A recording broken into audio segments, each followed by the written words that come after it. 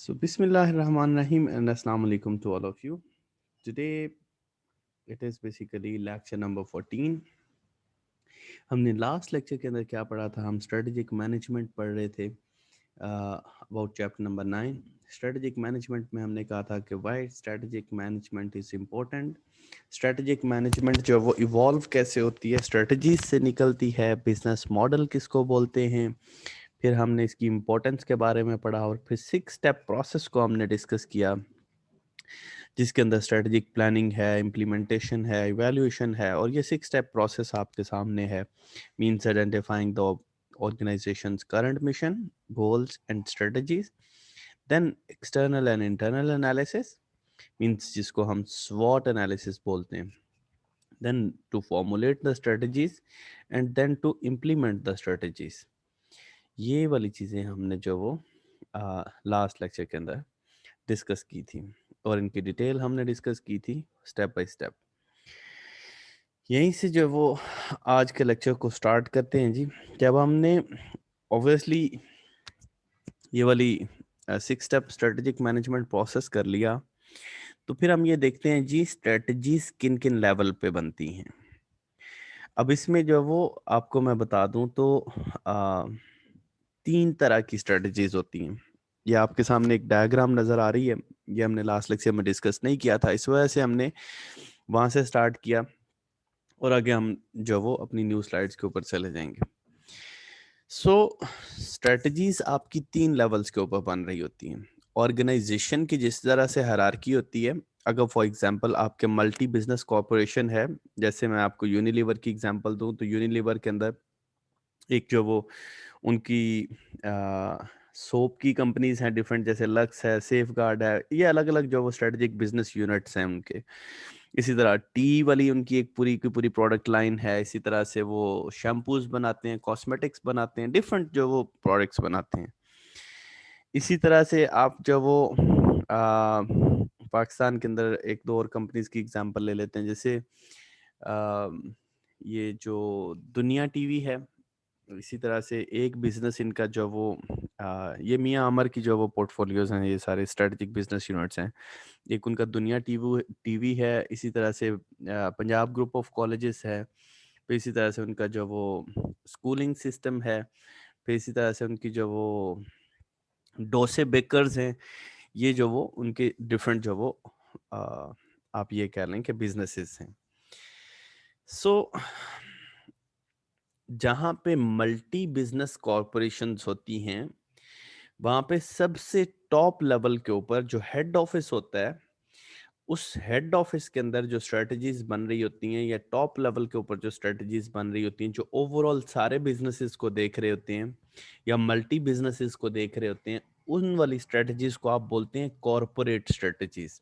Means these are the strategies for whole organisation, for all the strategic business units, for all the departments. यानी आप ये कह लें कि they are viewing the organisation as a whole.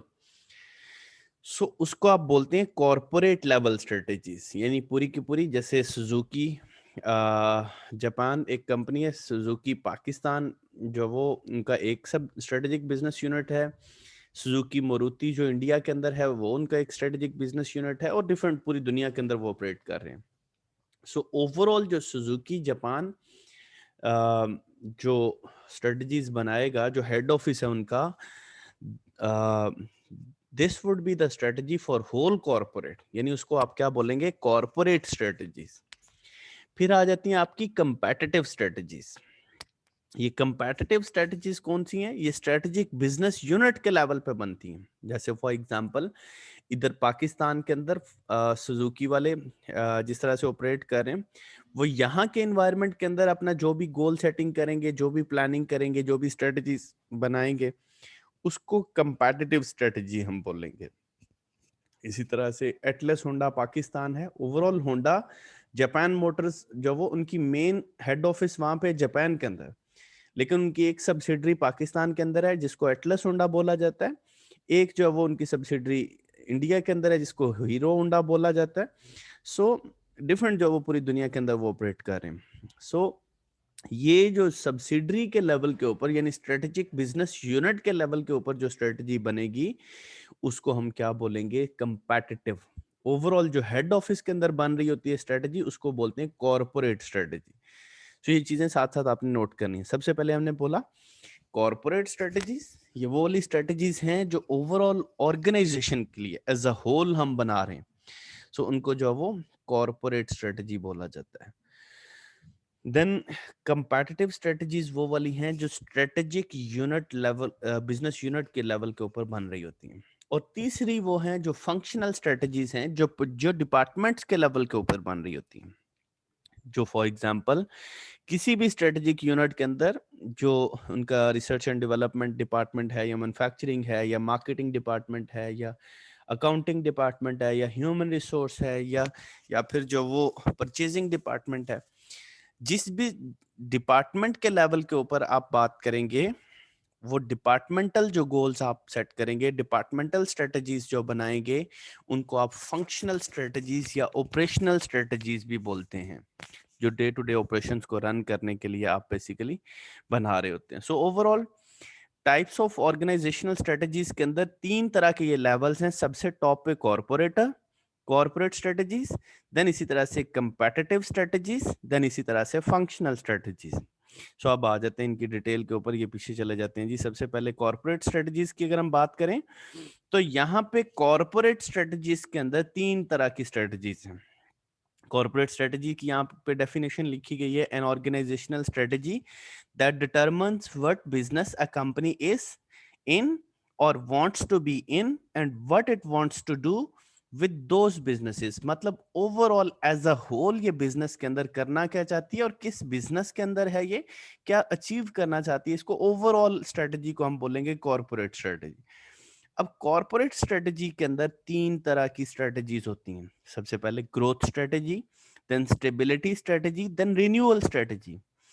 अब ये growth strategy, growth word से ही वाजे है, growth is for grow, that how to expand. So growth strategy कब कहेंगे कॉर्पोरेट स्ट्रेटजीज के अंदर? जो ग्रोथ स्ट्रेटजीज हैं ये वो वाली स्ट्रेटजीज हैं that how to expand your business, expansion in new markets and new products, इस चीज को आप ग्रोथ स्ट्रेटजी बोलेंगे।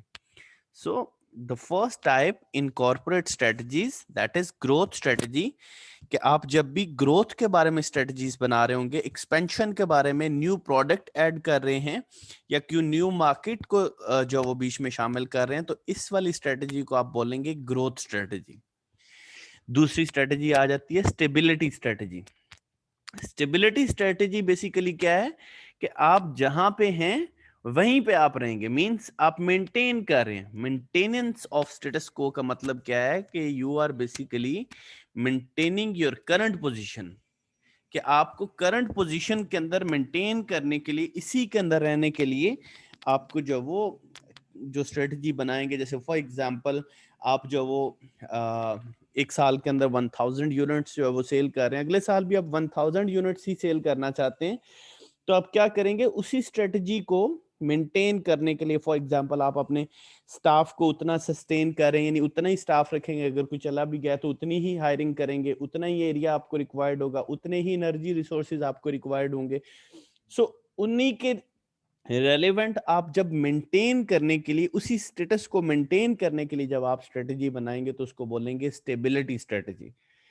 ग्रोथ में आप एक्सपेंशन का सोच रहे हैं और स्टेबिलिटी स्ट्रेटजी के अंदर आप करंट पोजीशन के अंदर मेंटेन करने का सोच रहे हैं।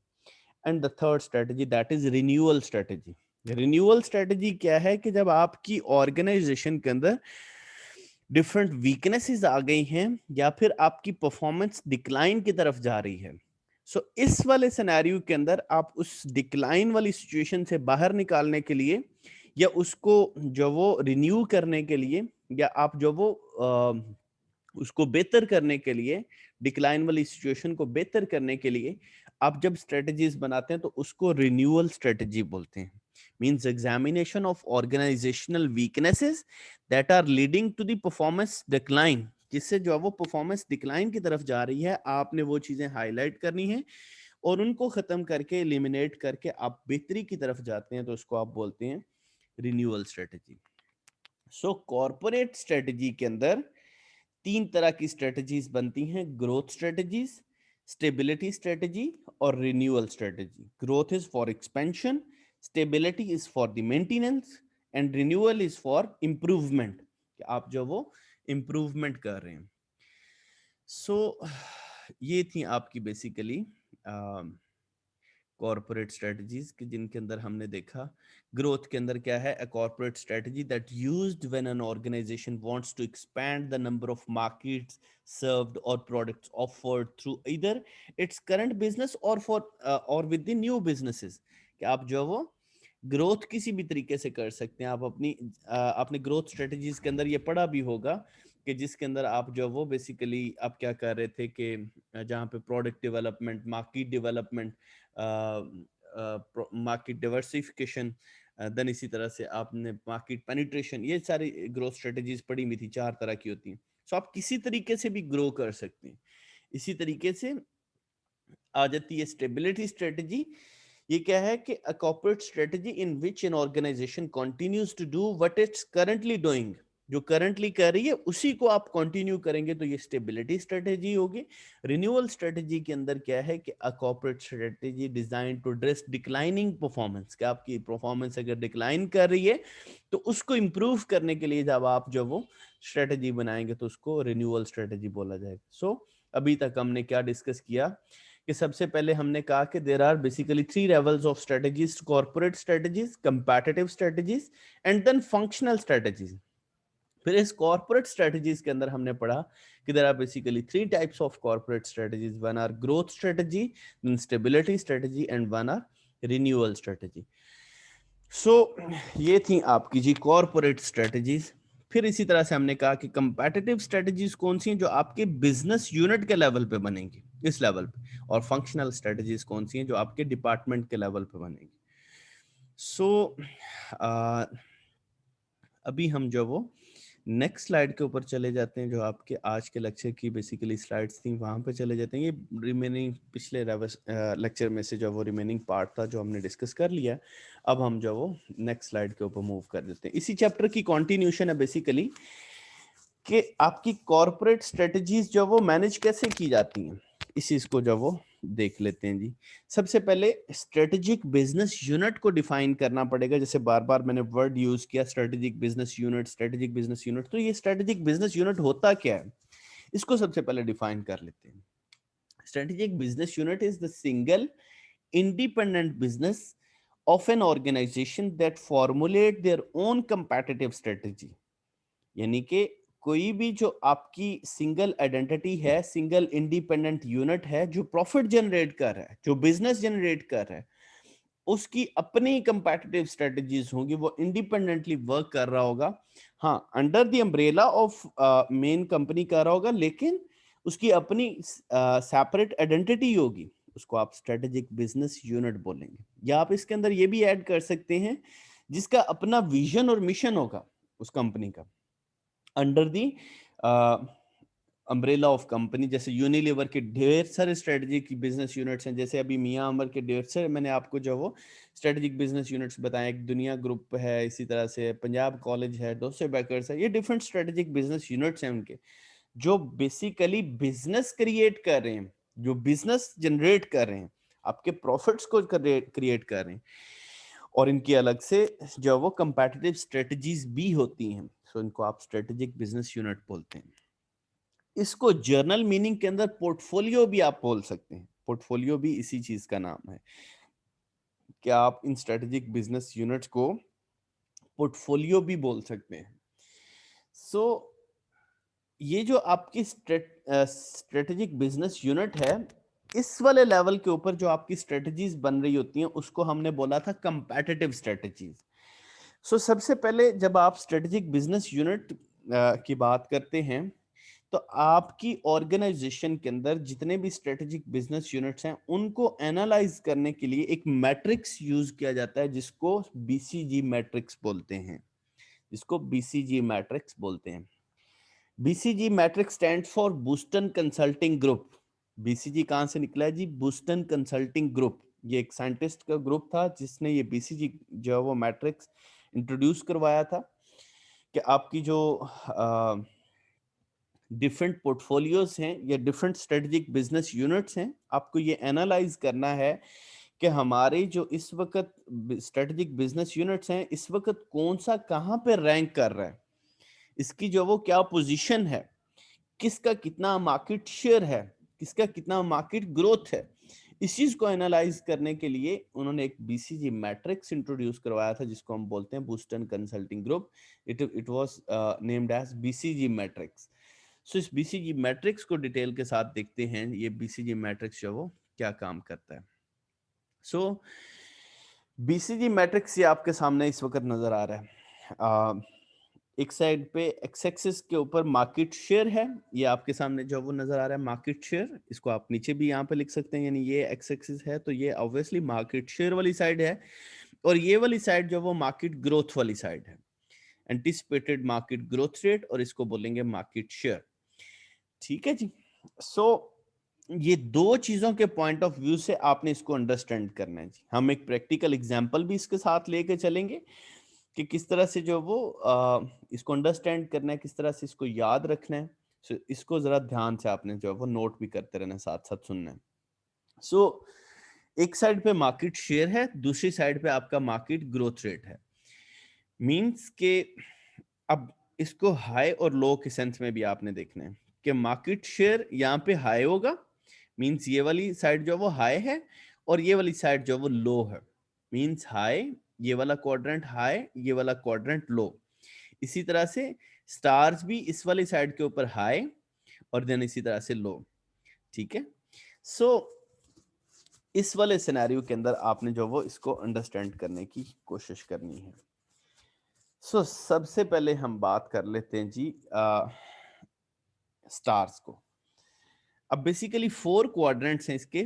वन इज स्टार्स, देन इसी तरह से कैश कोस, देन इसी तरह से क्वेश्चन मार्क्स और फिर डॉग्स। ये 4 क्वाड्रेंट्स हैं। फर्स्ट क्वाड्रेंट के अंदर स्टार्स हैं, सेकंड क्वाड्रेंट के अंदर कैश को है, थर्ड क्वाड्रेंट के अंदर क्वेश्चन मार्क है, एंड फोर्थ क्वाड्रेंट के अंदर डॉग्स हैं। अब बेसिकली ये क्या है, इनको अंडरस्टैंड करते हैं। स्टार्स क्या है? सबसे पहले स्टार्स, हमने किन स्ट्रेटेजिक बिजनेस यूनिट्स को हम स्टार बोल सकते हैं, ये किन पोर्टफोलियोज को हम स्टार्स बोल सकते हैं। फॉर एग्जाम्पल, इसकी एग्जाम्पल ऐसे लेके चलते हैं, जैसे आप ये देखिएगा, हम एक कंपनी ले लेते हैं जी, यूनिलीवर। सपोज यूनिलीवर की 4 स्ट्रेटेजिक बिजनेस यूनिट्स हैं, 4 पोर्टफोलियोज हैं यूनिलीवर के। एक हम ले लेते हैं जी लक्स को, ये आपने सिनेरियोज अपने पास नोट कर लेने हैं। एक ले लेते हैं लक्स को, यहाँ पे हम बल्कि एक स्लाइड को ऐड कर लेते हैं, यहाँ पे एक स्लाइड को ऐड कर लेते हैं बीच में, ताकि आपको समझने में आसानी रहे। एक पोर्टफोलियो या strategic business unit 1, SBU1, then इसी तरह से स्ट्रेटेजिक बिजनेस यूनिट 2, देन इसी तरह से स्ट्रेटेजिक बिजनेस यूनिट 3, देन इसी तरह से स्ट्रेटेजिक बिजनेस यूनिट 4। ये 4 स्ट्रेटेजिक बिजनेस यूनिट हैं। कंपनी का नाम है जी फॉर एग्जांपल यूनिलीवर। ये एक जो वो कंपनी हमने ले लेते हैं जी। अभी ये कंपनी हमने जो वो पिक कर ली, यूनिलीवर। स्ट्रेटेजिक बिजनेस यूनिट 1 के अंदर हम कह देते हैं जी लक्स। दूसरा आपका स्ट्रेटेजिक बिजनेस यूनिट 2 आ जाता है, फॉर एग्जांपल आप कहते हैं जी head and shoulder. Head and shoulder ये भी इन्हीं का ब्रांड है। देन इसी तरीके से हम एक और जो वो ले लेते हैं, फॉर एग्जांपल तीसरा स्ट्रेटेजिक बिजनेस यूनिट हम ले लेते हैं जी लिप्टन। फोर्थ वन हम ले लेते हैं जी आपका कनौर चिकन। ठीक हो गया जी। ये हमने 4 जो वो इसके स्ट्रेटेजिक बिजनेस यूनिट्स ले लिए। अब इनका डेटा ऑब्वियसली जो वो कंपनीज के अंदर गिवन होता है। आप ये कह देते हैं जी Lux is the company with high market share, with high market share and high growth rate। ठीक हो गया जी। दूसरी जो वो जो आपके पास कंपनी है, आप ये कह लेते हैं जी इसका हाई मार्केट शेयर है और लो मार्केट ग्रोथ रेट है।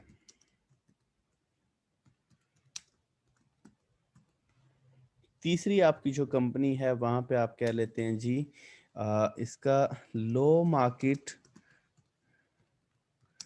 ग्रोथ रेट है, सॉरी लो मार्केट शेयर है एंड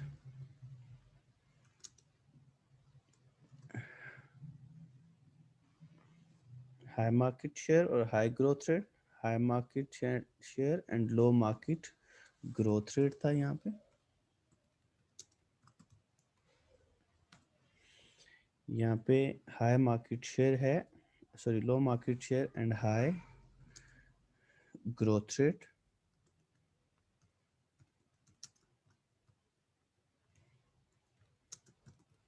और लास्ट वन पे हम ले लेते हैं जी कनौर चिकन वाले के अंदर लो मार्केट शेयर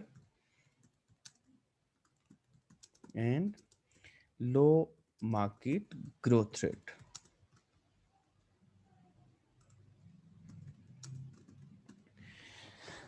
इस वाले सिनेरियो के अंदर ये पूरे का पूरा अब आपके सामने जो वो सिनेरियो वाज़ हो चुका है। ये स्ट्रेटेजिक बिजनेस यूनिट 1 है, ये स्ट्रेटेजिक बिजनेस यूनिट 2 है, स्ट्रेटेजिक बिजनेस यूनिट 3 है, स्ट्रेटेजिक बिजनेस यूनिट 4 है।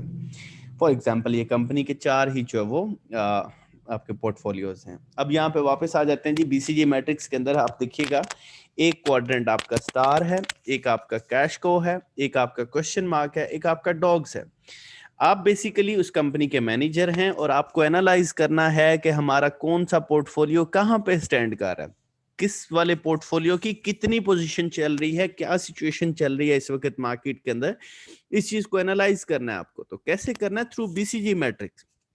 आप ये देखिएगा, अब यहां से आपको अंडरस्टैंड करने में आसानी होगी। अब आप सारे यूनिलीवर के मैनेजर हैं, आपने सपोज कर लेना थोड़ी देर के लिए, और इस तरह बाद में हम इसके ऊपर प्रैक्टिकल असाइनमेंट भी एक करेंगे।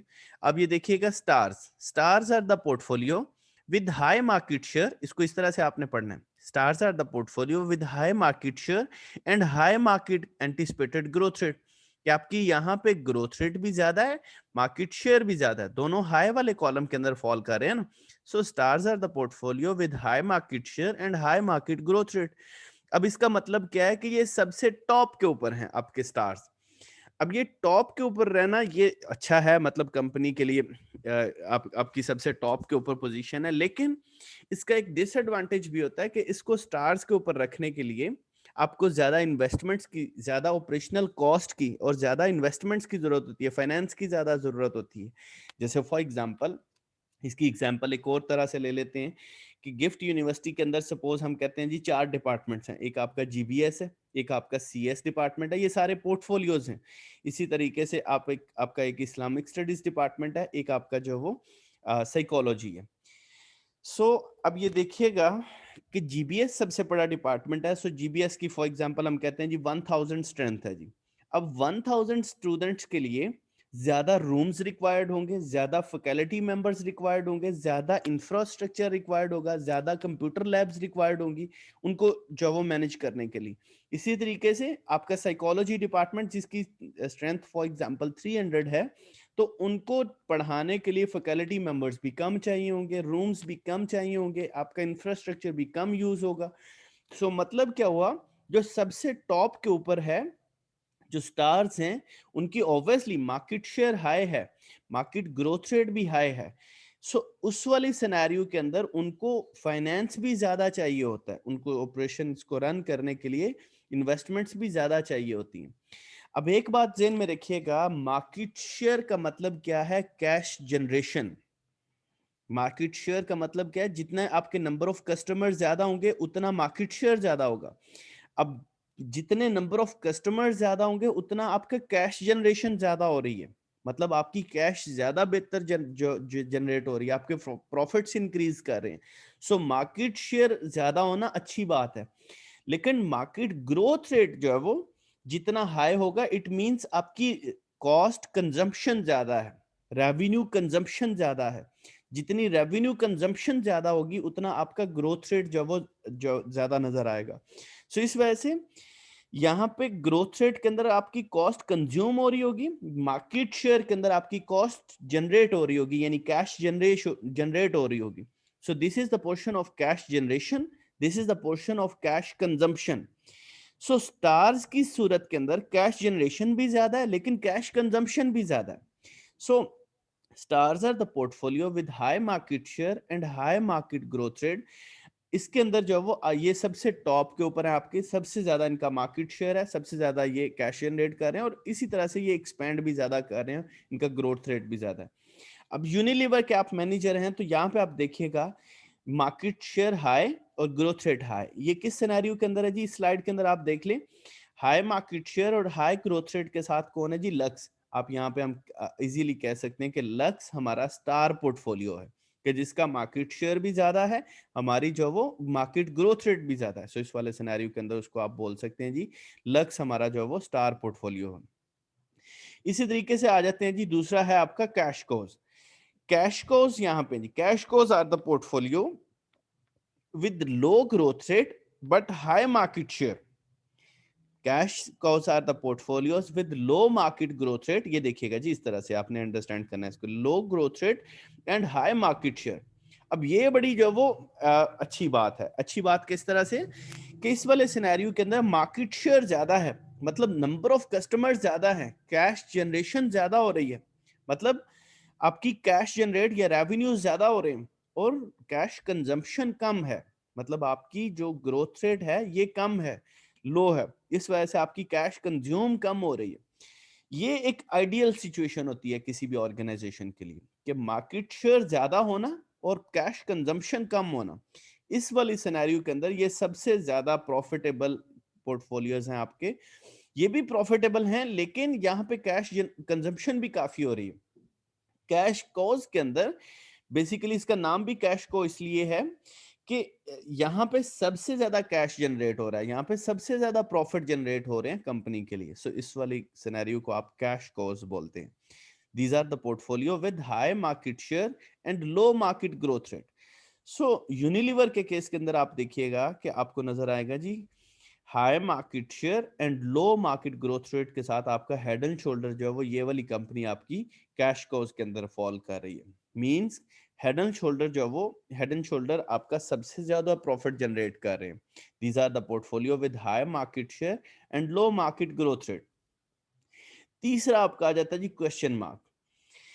क्वेश्चन मार्क वाली सीन के अंदर आप ये देखिएगा आपका मार्केट शेयर लो हो गया लेकिन आपका जो वो मार्केट ग्रोथ रेट हाई है, मार्केट ग्रोथ रेट हाई है और मार्केट शेयर आपका लो है. सो इसको क्रॉस क्योंकि आपने कंपैरिजन करना है ना, एक साइड पे आपने मार्केट शेयर लेना है और दूसरी साइड पे ग्रोथ रेट लेना है. So question marks are the portfolio with low market growth, low market share but with high market share. अब इसका बड़ा वर्स्ट मीनिंग है, आप ये देखिएगा कि इस वाले सिनेरियो के अंदर मार्केट शेयर कम होने का मतलब क्या है कि आपके नंबर ऑफ कस्टमर्स कम है, आपको कस्टमर ने जो है वो एक्सेप्ट नहीं किया मार्केट के अंदर, आपकी सेल्स कम हो रही हैं. जब सेल्स कम होंगी तो रेवेन्यूज कम होंगे. जब आप जो वो आपकी सेल्स नहीं हो रही तो इट मींस कस्टमर आपको एक्सेप्ट नहीं कर रहा. और साथ साथ आपकी यहाँ पे ग्रोथ रेट हाई आ रही है. ग्रोथ रेट हाई है इट मींस आपकी कैश कंजम्पशन ज्यादा हो रही है, आप जो वो ज्यादा उसके ऊपर कॉस्ट आपकी आ रही है. सो इस वाले सिनेरियो के अंदर ये थोड़ी डेंजरस सिनेरियो है. यहाँ पे क्वेश्चन मार्क्स इसका नाम भी इसीलिए इस वाले स्ट्रेटेजिक बिजनेस यूनिट का कि company have to think about it. Now manager have to think about it कि आपको सोचना पड़ेगा कि कस्टमर आपको परचेज नहीं कर रहा, मींस आपका मार्केट शेयर लो है और आपका जो है वो ग्रोथ रेट सबसे ज्यादा जा रहा है, मींस आप हाई ग्रोथ रेट के साथ हैं. हाई ग्रोथ रेट का मतलब क्या है कि कैश कंजम्पशन ज्यादा हो रही है. सो इस वाले सिनेरियो के अंदर आप क्वेश्चन मार्क है कि company have to think about it. Company को सोचना पड़ेगा कि अब इसको कैश को उसके अंदर और स्टार्स के अंदर कैसे कन्वर्ट करना है, इसको कैसे जो वो इसका मार्केट शेयर को एक्सपेंड करना है, इसको ग्रो करना है और किस तरह से आपको जो वो ग्रोथ रेट को कम करना है ताकि आपकी कैश कंजम्पशन कम हो. So question marks are the portfolio with low market share but with high market growth rate. अब यूनिलीवर वाले केस के अंदर आप देखिएगा कि कहां पे लो मार्केट शेयर है जी, लिप्टन के अंदर. आप ये देखिएगा low market share and high market growth rate. So आप यहाँ पे कह सकते हैं कि जी हमारा लिप्टन वाला जो पोर्टफोलियो है वो क्वेश्चन के अंदर फॉल कर रहा है, क्वेश्चन मार्क्स के अंदर. स्टार्स के अंदर कौन सा कर रहा था जी आपका लक्स, कैश को उसके अंदर था आपका जो वो हेड एंड शोल्डर और क्वेश्चन मार्क के अंदर आपका आ गया लिप्टन. फोर्थ वन आ गया जी डॉग्स। डॉग्स वाली सिचुएशन के अंदर आप ये देखिएगा कि these are basically the portfolios with low market share but with low market growth rate। यहाँ पे जो वो कंपनी के पास मार्केट शेयर भी थोड़ा है, लेकिन जो वो आपकी जो ग्रोथ रेट है ये भी कम है, एंटिसिपेटेड ग्रोथ रेट भी आपका कम है। इस वाले सिनेरियो के अंदर भी कंपनी काफी देर चल सकती है, क्योंकि आपका मार्केट शेयर भी कम है, लेकिन आपका कैश कंजम्पशन भी तो कम है ना। ये भी काफी जो वो आपके लिए कैश जो जो वो जनरेट करते रहते हैं। लेकिन इस वाले सिनेरियो से अगर आपका नीचे गया तो आप कंपनी को बंद करना पड़ेगा। इसलिए इसको वर्स्ट सिनेरियो जो वो बोलते हैं कि ये जो वो, जैसे इसकी एग्जांपल दे देता हूँ, मार्केट में कभी गाय सोप हुआ करता था। अब डिटर्जेंट पाउडर्स के आने की वजह से, सर्फ एक्सेल, एरियल, बोनस और इनके आने की वजह से सोप की, जो कपड़े धोने वाला सोप था, इसकी डिमांड कम हो गई। अब भी ये थोड़ा थोड़ा मार्केट के अंदर अवेलेबल होता है, जो विलेजेस के लोग हैं वो इसको यूज करते हैं। सो लो मार्केट शेयर के साथ ही वो चल रहे हैं, सर्वाइव कर रहे हैं। सो उन्होंने अपनी मार्केट जो वो स्क्यूज कर ली, छोटी कर ली। सो इस वजह से डॉग्स के अंदर भी काफी देर तक आप चल सकते हैं, लेकिन this is not the suitable solution. Suitable solution के लिए आप इसको डॉग से आपको कैश काउज और स्टार्स के अंदर आपको कन्वर्ट करना है, क्वेश्चन मार्क से भी आपको कैश काउज और स्टार्स के अंदर कन्वर्ट करना है। सबसे जो आइडियल सिचुएशन है दैट इज कैश काउज। सो इस वाले सिनेरियो के अंदर, डॉग्स वाले सिनेरियो के अंदर, अगर आप लिप्टन के सॉरी अगर आप यूनिलीवर के मैनेजर हैं तो आपको देखना पड़ेगा कि कौन सा मेरा ऐसा पोर्टफोलियो है कि जो लो मार्केट शेयर और लो मार्केट ग्रोथ रेट के साथ है। तो यहाँ पे देखिएगा कनौर चिकन आपको लो मार्केट शेयर और लो मार्केट ग्रोथ रेट के साथ नजर आ रहा है। सो इसको आप जो वो इस स्ट्रेटेजिक बिजनेस यूनिट को आप कह सकते हैं कि ये मेरा डॉग्स के अंदर फॉल कर रहा है। So in BCG matrix there are basically four quadrants. One is star, one is cash cows, one is question marks, and one are dogs. So इनको अगर मैं समराइज करूं तो हम ये कह सकते हैं stars are the portfolio with high market share and high market growth rate. Means simply these are having large number of customers, but they are consuming large amount of cash as well. So these are stars. Then the second one is cash cows.